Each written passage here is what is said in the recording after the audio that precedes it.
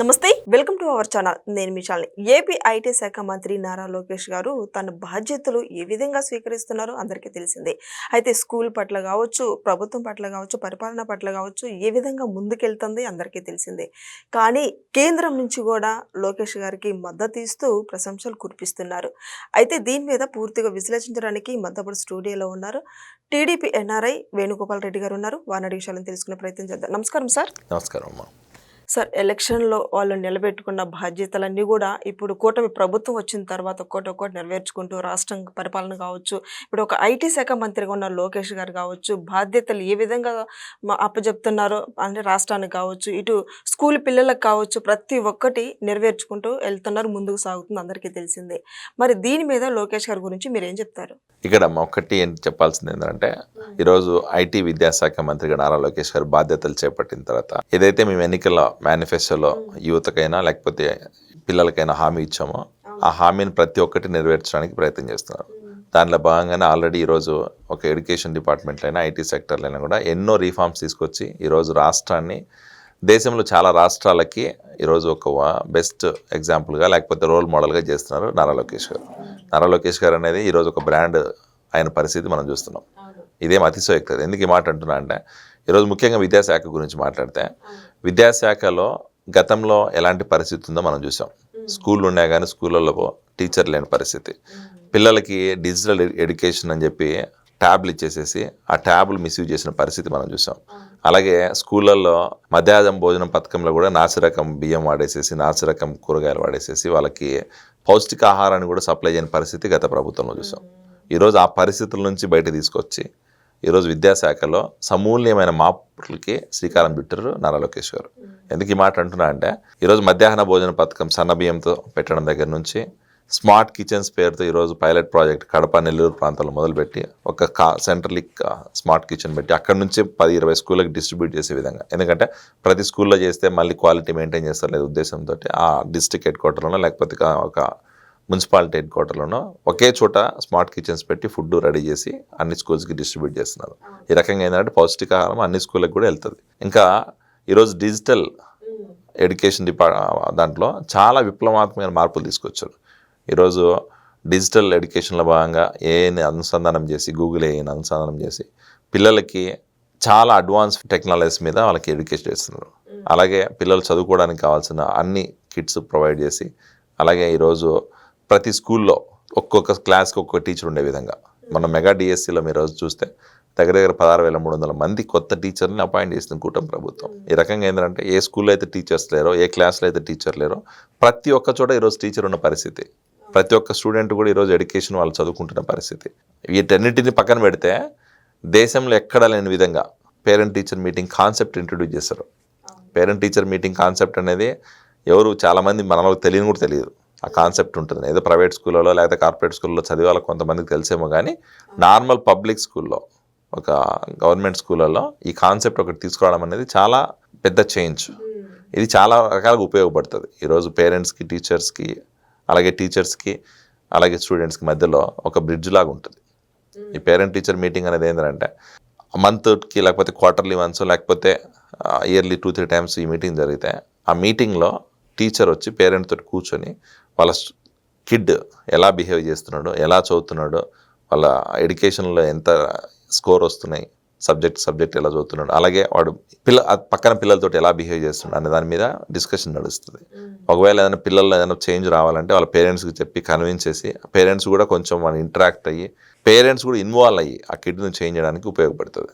ఈ parent teacher meeting అనేది చాలా వెరీ ఇన్నోవేటివ్ థింకింగ్. అలాగే రెండోది ఏంటంటే, ఈరోజు అక్కడ మీరు ఒకసారి చూస్తే మధ్యాహ్న భోజన పథకం ఏదైతే మేము సప్లై చేస్తున్నామో అది కూడా ఏదైతే diet sheet state government introduce చేస్తుందో అదే స్టేట్ గవర్నమెంట్ మెనూనే ఫాలో అవుతుంది. ప్రతి చోట మెనూ డివేట్ అయ్యే ఛాన్స్ కూడా లేదు.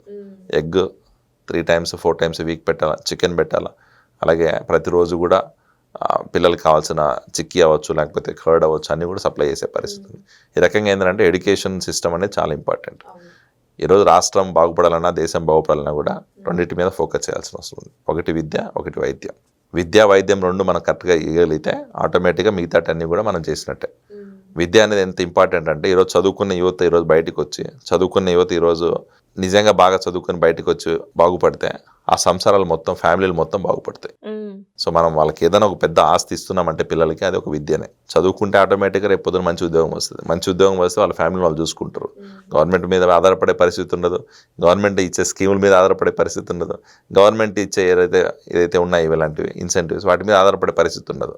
సెల్ఫ్ సఫిషియెంట్గా వాళ్ళ పిల్లలు సంపాదించే డబ్బులతోటి వాళ్ళ ఫ్యామిలీ మొత్తం సుఖ సంతోషాలతో ఉంటుంది. ఆ పరిస్థితి రావాలంటే విద్య ఇవ్వాలి.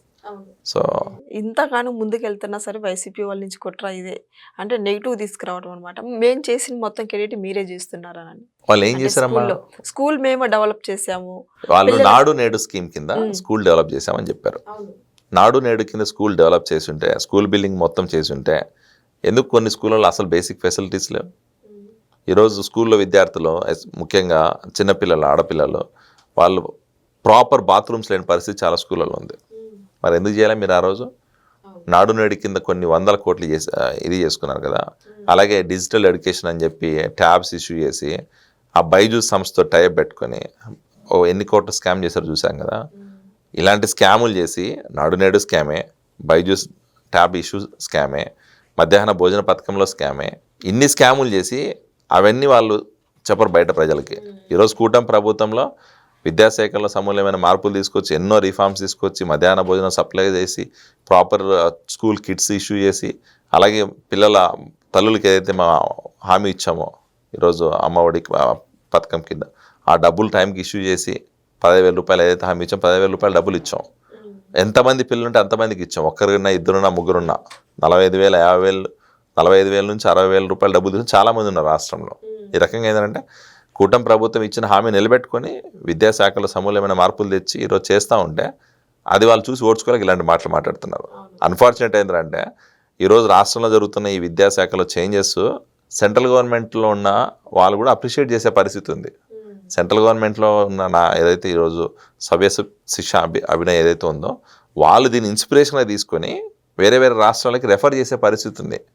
బట్ ఈ కూటమి మనం చేస్తున్న వీటి గురించి వైఎస్ఆర్సీపీ నాయకులు యాక్సెప్ట్ చేయలేరు. వైఎస్ఆర్సీపీ నాయకుల దృష్టిలో ఏంటంటే వీళ్ళు చేంజెస్ చేసి వీళ్ళు ఎడ్యుకేషన్ సిస్టమ్ ఇంత సిస్టమ్స్ అనేది రిఫార్మ్స్ తీసుకొచ్చి పిల్లలకి మంచి ఎడ్యుకేషన్ ఇస్తే రేపు పొద్దున్న ఎవరు నమ్ముతారు వాళ్ళని, ఎవరు ఓట్లు వేస్తారు వాళ్ళకి. అందుకని భయం వాళ్ళకి.